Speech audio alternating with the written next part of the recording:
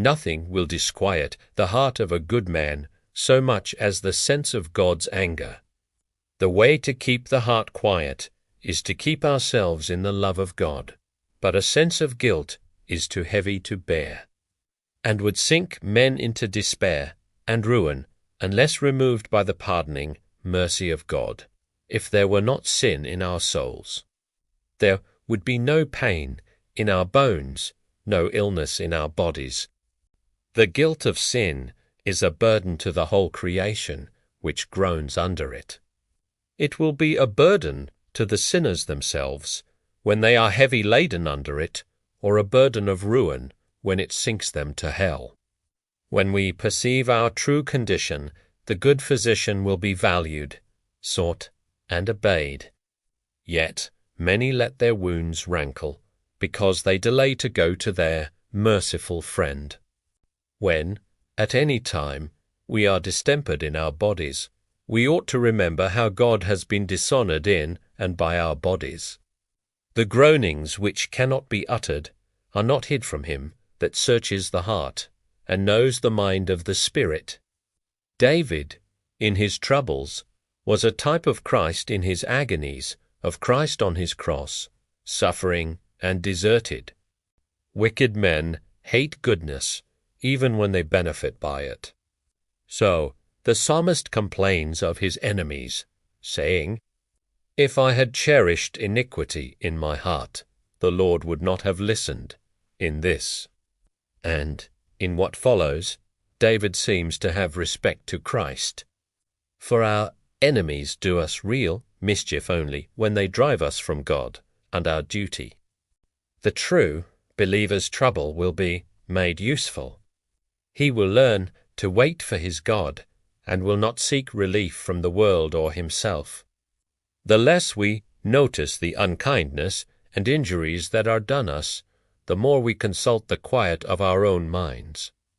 David's troubles were the chastisement and the consequence of his transgressions. Whilst Christ suffered for our sins and ours only, what right can a sinner have to yield to impatience or anger when mercifully corrected for his sins? David was very sensible of the present workings of corruption in him. Good men, by setting their sorrow continually before them, have been ready to fall. But by setting God always before them, they have kept their standing.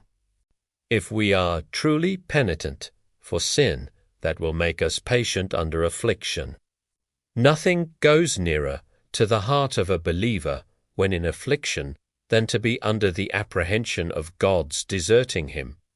Nor does anything come more feelingly from his heart than this prayer, "Be not far from me." This is the case of one who is sensible of God's presence, of his power, of his goodness, and of his love. It is the prayer of one who has known what it is to have God near him and to enjoy communion with him. Oh, how can we be so forgetful of ourselves as to question God's love, or so distrustful as to fear his desertion? Let us consider how often God has proved his faithfulness in the midst of our unfaithfulness. Let us think of all that God has done for us, how many times he has helped us, delivered us, forgiven us. And let us look to him now, as we have done many times before, and say, "Be not far from me." The Lord will hasten to help those who trust in him as their salvation. You see, our God is a merciful God, a God of compassion, long-suffering, and of great kindness. He is very careful not only to pardon our sins, but also to heal our nature, to cleanse our hearts, to make us holy, to conform us to his image.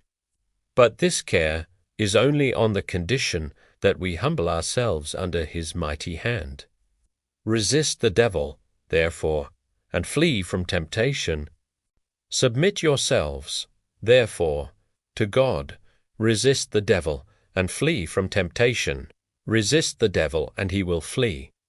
Make no mistake, the flesh will always war against the spirit. And the spirit against the flesh, and these two are always at variance. But the spirit is willing, the flesh is weak. And so, while the flesh is weak, you must rely on God's strength. So take courage and rely on God, because He is with you. And you will never fall. Just believe in God and rely on His strength. Let His words go deep into your heart. Give God no chances, no breathing space, but just tell Him plainly, "Get behind me." Satan, get behind me. Temptation, get behind me. Evil, and then you will never fall.